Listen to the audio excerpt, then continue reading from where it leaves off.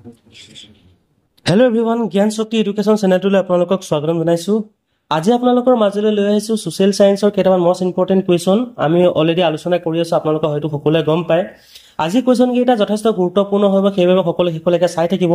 Question কেইটা দেখিয়ে চাগে আপোনালোকে গম পাইছে যে দাণ্ডি যাত্ৰা কেতিয়া আৰম্ভ হৈছিল। সেই কোৱেশ্চনটো দেখি আপোনালোকে হয়তো গম পাইছে যে আমাৰ পিছৰ কোৱেশ্চন কেইটা কিমান ইম্পৰ্টেন্ট হ'ব। ঠিক আছে, আৰু ভিডিঅ'টো যদি ভাল লাগে ভিডিঅ'টো প্লিজ লাইক কৰিব, কমেন্ট কৰিব, আপোনালোকৰ বন্ধু বান্ধৱীৰ লগত শ্বেয়াৰ কৰিবলৈ নাপাহৰিব। আৰু চেনেলটোলৈ যদি নতুনকৈ আহিছে চেনেলটো প্লিজ সাবস্ক্ৰাইব কৰি দিব। ঠিক আছে, আৰু বলুকেইটা আৰম্ভ কৰোঁ। এই ভিডিঅ'টো সকলোৱে হয়তো অলৰেডি গম পাইছে চাগে, যিসকল বন্ধু বান্ধৱী এডিআই দিব গৈছে তেওঁলোকৰ বাবে যথেষ্ট গুৰুত্বপূৰ্ণ হ'ব। প্ৰথম কুৱেশ্যনটো চাব যে দাণ্ডি যাত্ৰা কেতিয়া আৰম্ভ হৈছিল। মই ইয়াতে অলৰেডি আনচাৰবিলাক অলৰেডি দি দিছোঁ, আপোনালোকে কিমানটা ইয়াৰ পৰা পাৰিব আপোনালোকে জাষ্ট কমেণ্টত জনালেই হ'ব। ঠিক আছে, প্ৰথম কুৱেশ্যনটো হৈছে অলৰেডি আনচাৰ দিলে চাগে সকলোৱে। ইয়াৰ আনচাৰটো হ'ব 12 মাৰ্চ 1930। অসমৰ পৰা কোন আছিলে আপোনালোকে কমেণ্টত জনাবলৈ নাপাহৰিব। ঠিক আছে, আৰু ইয়াৰ যিবিলাক ৰিলেটেড যিমান কুৱেশ্যন হয় মই কৈ যাম ইয়াৰ লগতে।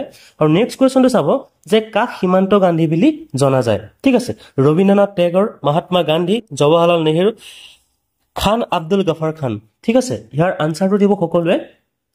ইয়াৰ আনচাৰটো চাগে সকলো বন্ধু বান্ধৱী দিলে। ইয়াৰ আনচাৰটো হ'ব আপোনাৰ আব্দুল গফৰ খান। ঠিক আছে, নেক্সট কুৱেশ্যনটো চাব। নেক্সট কুৱেশ্যনটো হৈছে যে গান্ধী আউৰিনৰ চুক্তি কেতিয়া স্বাক্ষৰিত কৰা হৈছিলে। 1928 চনত, 1929 চনত, 1930 চনত, 1931 চনত। যথেষ্ট গুৰুত্বপূৰ্ণ কুৱেশ্যন হয়। ইয়াৰ আনচাৰটো হৈছে আপোনাৰ 1931 চনত। ঠিক আছে, নেক্সট কুৱেশ্যনটো চাব।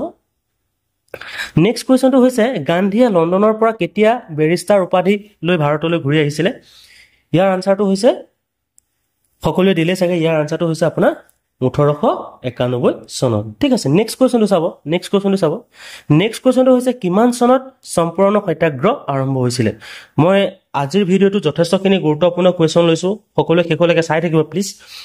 আৰু ইয়াৰ কুৱেশ্যনটোৰ আনচাৰটো হ'ব আপোনাৰ 1917 চনত। সকলোৱে অলৰেডি দিলেই চাগে। ইয়াৰ আনচাৰটো হৈছে 1917 চনত। ঠিক আছে, নেক্সট কুৱেশ্যনটো হৈছে যে আহমেদাবাদৰ মিল্ক সত্যাগ্ৰহ কেতিয়া আৰম্ভ হৈছিলে। যথেষ্ট গুৰুত্বপূৰ্ণ কুৱেশ্যন, মনত ৰাখিব। ইয়াৰ আনচাৰটো হৈছে 1915, 1916। নেক্সটটো অপশ্যন কেইটা দি আছো। ইয়াৰ আনচাৰটো হৈছে আপোনাৰ 1918 চনত। ঠিক আছে, নেক্সট কুৱেশ্যনটো চাব। জালিয়ানাবাগৰ হত্যাকাণ্ডৰ কাৰ নিৰ্দেশত হৈছিলে। হয়তো সকলোৱে অলৰেডি গম পালেই। ইয়াৰ আনচাৰটো হৈছে জেনেৰেল ডায়াৰ। মনত ৰাখিব, মষ্ট ইম্পৰ্টেণ্ট কুৱেশ্যন হয়। নেক্সট কুৱেশ্যনটো হৈছে আপোনাৰ কাৰ নেতৃত্বত চৰকাৰে পাঞ্জাৱৰ জালিয়ানাবাগৰ হত্যাকাণ্ডৰ অনুসন্ধান কমিটি এখন গঠন কৰিছিলে। ইয়াৰ আনচাৰটো হৈছে আপোনাৰ লৰ্ড হাণ্টাৰ। নেক্সট কুৱেশ্যনটো চাব। খিলাফত কমিটিয়ে কেতিয়া গঠন কৰিছিল। ইয়াৰ আনচাৰটো দিব 1917 চনত, 1918 চনত, 1919 চনত, 1920 চনত। ইয়াৰ আনচাৰটো হৈছে আপোনাৰ 1919 চনত। ঠিক আছে, মনত ৰাখিব। নেক্সট কুৱেশ্যনটো চাব।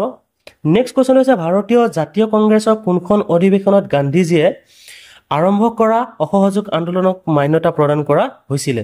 ইয়াৰ আনচাৰটো হ'ব আপোনাৰ, আনচাৰটো দিলেই চাগে সকলোৱে। আনচাৰটো হৈছে আপোনাৰ 1920 চনৰ নাগপুৰ ছেছনত। মনত ৰাখিব, বহুত ইম্পৰ্টেণ্ট হয়।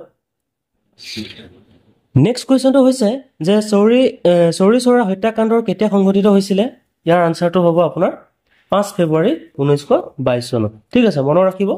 নেক্সট কুৱেশ্যনটো চাব। নেক্সট কুৱেশ্যনটো হৈছে অসহযোগ আন্দোলন কেতিয়া বন্ধ কৰি দিয়া হৈছিলে। ইয়াৰ আনচাৰটো হৈছে অসহযোগ আন্দোলন বন্ধ কৰি দিয়া হৈছিলে 12 ফেব্ৰুৱাৰী 1922 চনত। বহুত ইম্পৰ্টেণ্ট হয়। ঠিক আছে, মনত ৰাখিব। নেক্সট কুৱেশ্যনটো চাব যে লণ্ডনত দ্বিতীয় ঘূৰণীয়া মেজমেলৰ কেতিয়া অনুষ্ঠিত কৰা হৈছিলে। 1930 চনত, 1931 চনত, 1932 চনত, 1933 চনত। ইয়াৰ আনচাৰটো সকলোৱে দিলে। আনচাৰটো হৈছে 1931 চনত। নেক্সট কুৱেশ্যনটো চাব। নেক্সট কুৱেশ্যনটো হৈছে দ্বিতীয় ঘূৰণীয়া মেজমেলত কংগ্ৰেছৰ একমাত্ৰ প্ৰতিনিধি কৰিছিলে কোন আছিলে আপোনাৰ, মহাত্মা গান্ধী। সেইটো বহুত ইম্পৰ্টেণ্ট হয়, মনত ৰাখিব হা, যে দ্বিতীয় ঘূৰণীয়া মেজমেলত কংগ্ৰেছৰ একমাত্ৰ প্ৰতিনিধি আছিলে আপোনাৰ মহাত্মা গান্ধী। ঠিক আছে, নেক্সট কুৱেশ্যনটো চাব। সাম্প্ৰদায়িক বাটোৱাৰ কোনে ঘোষণা কৰিছিলে। ইয়াৰ আনচাৰটো অলৰেডি দিলেই চাগে, ৰামছে মেকডনাল্ড। ঠিক আছে, মনত ৰাখিব। নেক্সট কুৱেশ্যনটো চাব। নেক্সট কুৱেশ্যনটো হৈছে পুনে চুক্তি কাৰ মাজত স্বাক্ষৰিত হৈছিলে। এইটো বহুত ইম্পৰ্টেণ্ট হয়, মনত ৰাখিব। ইয়াৰ আনচাৰটো দিব মহাত্মা গান্ধী আৰু বি আৰ আম্বেদকাৰ। মহাত্মা গান্ধী আৰু বি আৰ আম্বেদকাৰ। বন্ধু বান্ধৱীসকল, কুৱেশ্যনবোৰ যথেষ্ট গুৰুত্বপূৰ্ণ হ'ব। প্লিজ আপোনালোকে স্ক্ৰীনশ্বট মাৰি ল'ব আৰু ইয়াৰ যদি PDF টো লাগে প্লিজ কমেণ্টত জনাবলৈ নাপাহৰিব। মই PDF টো সম্পূৰ্ণভাৱে এটা চিৰিজত আপোনালোকৰ 500 কুৱেশ্যন আপোনালোকক মই দি দিম, আপোনালোকে জাষ্ট কমেণ্টত জনালে হ'ল, ঠিক আছে। নেক্সট কুৱেশ্যনটো চাব। নেক্সট কুৱেশ্যনটো হৈছে পুনে চুক্তি কেতিয়া স্বাক্ষৰিত কৰা হৈছিলে? ইয়াৰ আনচাৰটো হ'ব 1932 চনত, ঠিক আছে। নেক্সট কুৱেশ্যনটো চাব যে হৰিজন সেৱক সংঘৰ প্ৰতিষ্ঠা কোনে কৰিছিলে? হৰিজন সেৱক সংঘৰ প্ৰতিষ্ঠা কৰিছিলে মহাত্মা গান্ধী। এইবিলাকতো এক্সামত মনতে নাহিব, ঠিক আছে, মনত ৰাখি থ'ব, যথেষ্ট গুৰুত্বপূৰ্ণ হয়, মহাত্মা গান্ধী, ঠিক আছে। নেক্সট কুৱেশ্যনটো হৈছে আপোনাৰ কোনখন আইনৰ জৰিয়তে ব্ৰিটিছ চৰকাৰে ভাৰতৰ প্ৰাদেশিক স্বায়ত্ব শাসন প্ৰদান কৰে? ইয়াৰ আনচাৰটো দিব সকলোৱে, ইয়াৰ আনচাৰটো সকলোৱে দিলে চাগে অলৰেডি। ইয়াৰ আনচাৰটো হ'ব government of India act 1935। Next কুৱেশ্যনটো চাব। প্ৰদেশসমূহত কংগ্ৰেছে কেতিয়া চৰকাৰৰ গঠন কৰিছিলে?